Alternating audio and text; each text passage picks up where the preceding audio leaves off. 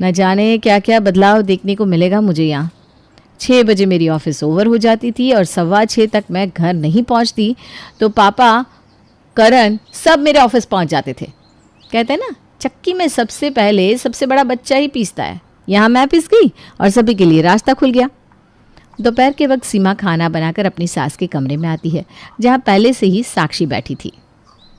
सीमा, वैसे कभी मायके से कौन से गहने मिले हैं? तुमने कुछ दिखाया नहीं।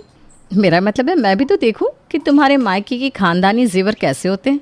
और हाँ, जब वापस आओ ना तो 2-4 सूट भी लेते आना अलमारी से।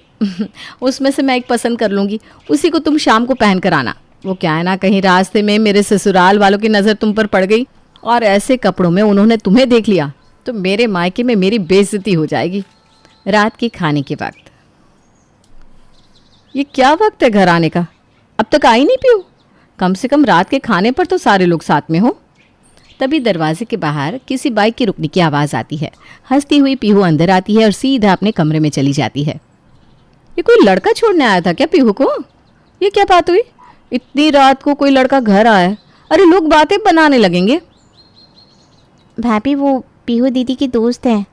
अरे ये कौन सी दोस्ती हुई है कि घर पर लड़का आ रहा है छोड़ने, वो भी रात के 9-9:30 बजे?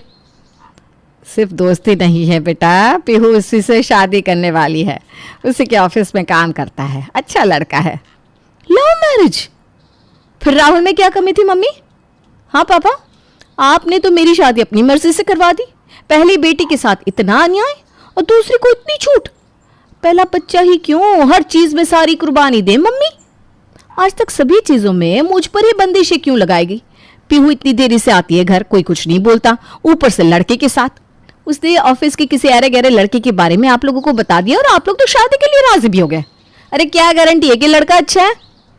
साक्षी मन में ठान लेती है कि वो अपनी छोटी बहन की लव मैरिज होने ही नहीं देगी। उसी रात जब पीहू आराम से सो रही थी, साक्षी उसके फ़ोन से उसके बॉयफ्रेंड का सारा डिटेल निकाल लेती है। ओह, प्रेम नाम है मैडम के आशिक का, प्रेम चौधरी। पूरी रात साक्षी प्रेम के बारे में इधर उधर डिटेल्स निकालती रहती है।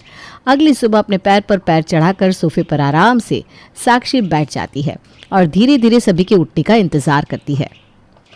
प्रेम नाम है ना उस लड़के का मम्मी, जिससे पीहू शादी करना चाहती है। हाँ, बेचारे की किस्मत देखिए, कैसा लड़का मिला है बेचारी को। एक साथ में 4-4 लड़कियां घुमाता है। देखिए ना, फोटोज देखिए। साक्षी प्रेम की फेसबुक से पिक्चर्स निकालकर अपनी माँ को दिखाती है। हे भगवान, सही कहा बेटा तूने, हर बार किसी अलग लड़की के साथ फोटो। छी छी छी छी। ऐसा करके साक्षी अपनी माँ को प्रेम के खिलाफ भड़काने में कामयाब हो जाती है। 2 घंटे बाद तैयार होकर पीहू अपने कमरे से निकलती है।